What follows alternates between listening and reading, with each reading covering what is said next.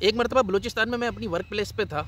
मैं किसी काम से हॉस्पिटल जाने लगा तो हॉस्पिटल के गेट पे जब पहुंचा, इंतहाई शदीद गर्मी, गाड़ी की ज़बान बाहर आ रही, पैर ज़मीन पे रखो तो जूतों में छाले पड़ रहे हैं। ये मैं मुस्तारन ऐसे कह रहा हूँ, यानी कि इतनी शदीद गर्मी।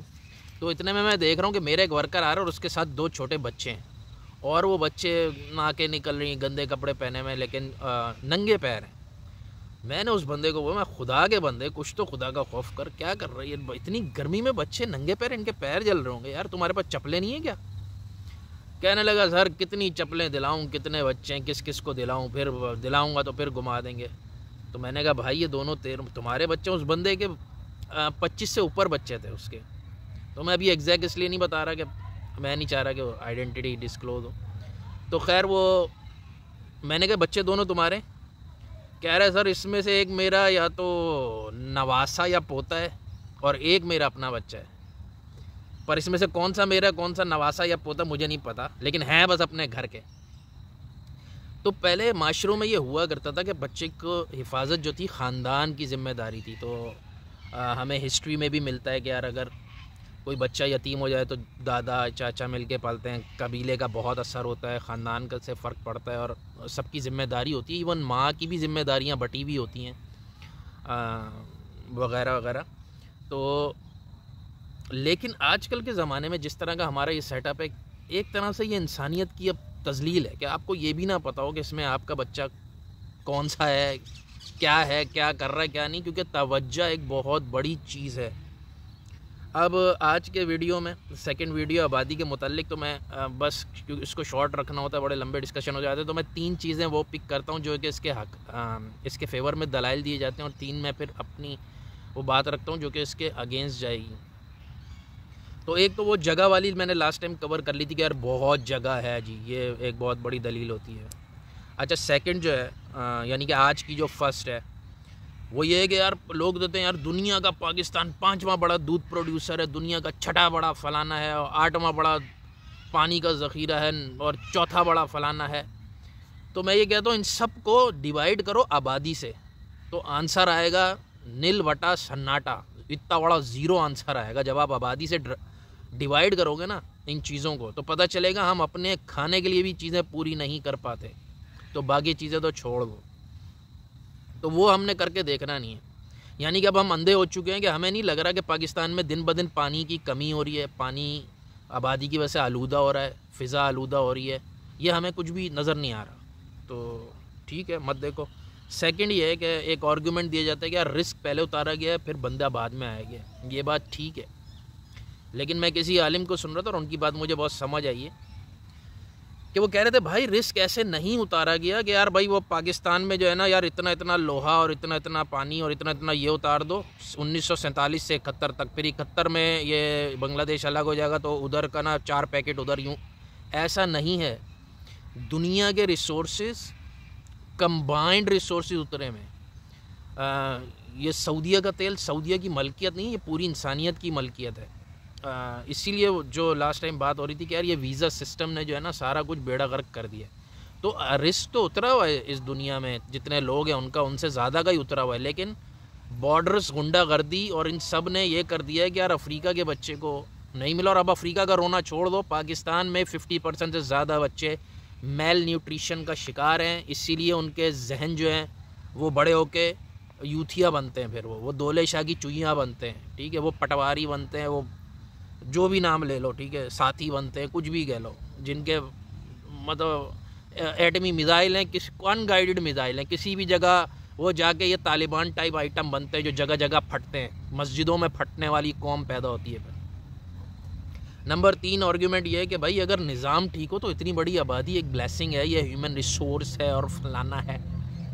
तो इसका जवाब इसका बिल्कुल उलट है कि जब तक आबादी कम नहीं होगी निज़ाम ठीक नहीं होगा। मेरी एक वीडियो थी जिसमें मैंने खोता साइकिल को एक्सप्लेन किया था कि आप कहते हो कि यार मैं शादी जब करूँगा जब सेटल हो जाओगे, आप जब तक शादी नहीं करोगे आप सेटल नहीं होगे, ठीक है। पैसे आएंगे तो मैं कोर्स अटेंड करूँगा, जब तक कोर्स अटेंड नहीं करोगे पैसे नहीं। अब आप खोता साइकिल में फंस चुके हो। तो ये भी एक खोता साइकिल है कि यार निज़ाम ठीक अगर हो जाए तो आबादी बैलेंस, ना ही आबादी जब तक कम नहीं होगी निज़ाम भी ठीक नहीं होगा। तो ये 3 आर्ग्यूमेंट्स लोगों के थे। अब 3 आर्ग्यूमेंट्स जो मैं देना चाहता हूँ वो तो एक मरतबा मेरा एक और जगह, अब ये सिंध की बात है, कि एक वर्कर आया कि सर जी यूँ है वो है, मसले हैं मसाइल हैं, तो वो मुझे बताने लगा। वो यंग था बंदा, लेकिन शादीशुदा था, इतना एजेड नहीं था, 30s में होगा हार्डली। उन लोगों में भी जल्दी शादी हो जाती है। तो कहने लगा जी हम लोग 13-14 बहन भाई हैं, एक ही कमरे में रहते हैं, उसमें से मेरी शादी हो चुकी है, मेरे 3 बच्चे, हम भी उसी कमरे में। मैंने कहा क्या, यानी कि मियाँ बीवी तुम लोग उसी कमरे में हो और उसमें 12-13 बहन भाई भी हैं और अब तुम्हारे 3 बच्चे भी उसी कमरे में हो चुके हैं, क्या कह रहे हो? उन्होंने कहा जी भाई यही हाल है। तो मैंने कहा भाई ठीक है भाई, फिर क्या कह सकते हैं। तो अगर हम फील करें यार ये इंसानियत की तजलील है एक तरह से, अगर इसमें कहीं हमारा एक तो है ना कि कुछ चीज़ें ज़ाहिर है इंसान बेबस है, इंसान किसी को 1 मिनट में अभी जलजल आ गया, आप सड़क पे बैठे होगे सब कुछ करके। एक तो ये है कि कुदरती कोई बात है, कोई इस तरह की आफत आ गई, किसी के साथ कुछ भी हो सकता है, उसमें तो कोई मतलब कलाम ही नहीं है। बात ये कि जहाँ आपके कुछ इख्तियार में हो, कुछ सोच में हो, कुछ उसमें हो, तो उसको आप फिर ऐसी चीज़ को कैसे जानबूझ के सपोर्ट कर सकते हो। तो अब आ जाए नंबर वन ये है कि मैं ये कहता हूँ कि भाई खुदा की मंशा को ढूंढना है तो स्टैट्स में ढूंढो। यानी कि एक पत्थर जब फेंकते हो तो वो हमेशा नीचे आता है, तो इससे हमें ये पता चलता है खुदा की मर्ज़ी ये है कि कोई चीज़ को जब छोड़ोगे तो वो नीचे आके गिरेगी। आप स्टैट्स देखोगे, आग में हाथ डालने से कितनी दफ़ा हाथ जल जाता है, पता चलता है 99.9999% जलता है। तो अब आप वो मिसाल नहीं दे सकते कि यार हज़रत इब्राहीम अलैहिस्सलाम आग में कूद गए थे तो फ़लाना भी क्यों नहीं कूद जाता। और स्टैट्स जो कह रहे हैं वही खुदा की मंशा है, उसी को ही समझो। तो आबादी के मामले में भी जो स्टैट्स कहते हैं उसको समझो। स्टैट्स ये कहते हैं कि जहाँ आबादी ज़्यादा होगी वहाँ एजुकेशन कम होगी, जहाँ आबादी ज़्यादा होगी वहाँ गुर्बत ज़्यादा होगी, जहाँ एजुकेशन जब कम हो जाएगी तो वहाँ जराइम भी बढ़ जाएंगे, जहाँ आबादी ज़्यादा होगी वहाँ मारा मारी ज़्यादा होगी, जहाँ आबादी ज़्यादा होगी वहाँ बीमारियाँ ज़्यादा होंगी। ये स्टैट्स हैं दुनिया के, अब माने जाने, इसमें कोई कलाम की ज़रूरत नहीं है। लेकिन बहरहाल हमें तो शौक़ है बोलने का, तो वो एक अलग कहानी है। तो जो स्टैट्स कह रहे हैं आपने वैसे चलना होता है तो आप सुधार की तरफ जाओगे, वरना यही होगा कि चलो चलो यार ऐसा करते हैं इसहाक डार को आजमा लेते हैं, ये जो है ना बड़ा ज़बरदस्त मईशत का जादूगर, हम बस जादूगरी के ही चक्कर में रहते रहेंगे। तो सीधी तरह तो हमें चलना ही नहीं है ना। एक बंदा सीधा चल रहा था, उसे हटा के जादूगरों को ले आया, अब जादूगरियाँ भुगतो जादूगरियाँ। नंबर 2, तवज्जो। जब एक लिमिट से ज़्यादा एक चीज़ हो जाए, क्लास में फ़र्ज़ करें कि 600 बच्चा और एक क्लास में एक टीचर हो, तो क्या क्लास में सबकी तवज्जो मतलब वही टीचर की वही तवज्जो होगी जो 20 बच्चों पे होती है? इसका जवाब है नहीं। लेकिन कोई अगर अकल जिसके ज़्यादा है और वो ये कहते नहीं यार सेम होगी, इस पर तो टीचर का ये है, और अगर स्टूडेंट यूँ चाहे, वो भाई नहीं हो सकती, नहीं हो सकती। तो इसी तरह जब बच्चे ज़्यादा होंगे तो एक लिमिट के बाद आपकी तवज्जो कम हो जाएगी। तवज्जो कम होने से ये नहीं कह रहे कि यार रिस्क नहीं उतरा या फ़लाना, इस पर कलाम नहीं कर रहे। तवज्जो कम होने से आप उसकी एजुकेशन, उसकी सेहत और उस बाकी चीज़ों की तरफ, उसकी वेलबींग और सिक्योरिटी की तरफ से आप गाफिल हो सकते हो, और ऐसे बच्चे फिर अल्लाह जाने किन के हाथों चढ़ के क्या बन जाए। तवज्जो बहुत बहुत बहुत इम्पॉर्टेंट चीज़ है।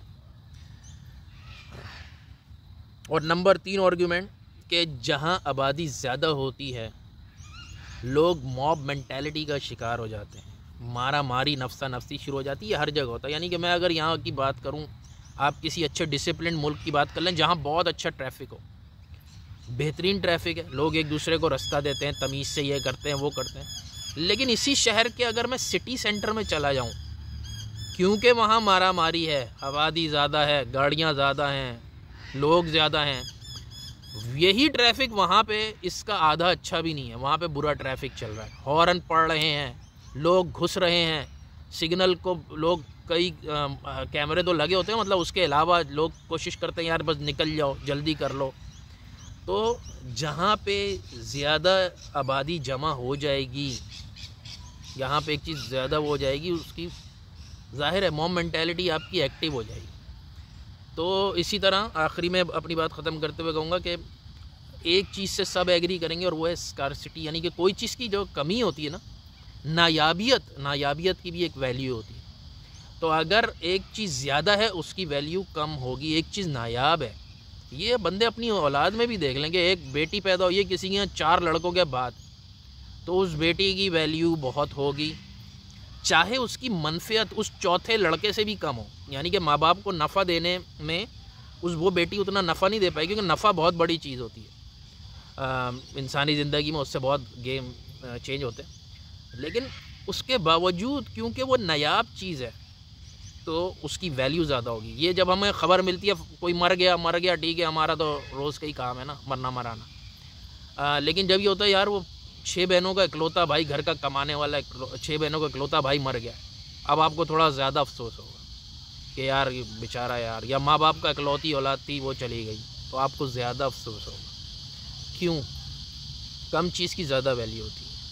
तो उम्मीद है कि ये जो आर्गूमेंट्स थे ये समझ आए होंगे।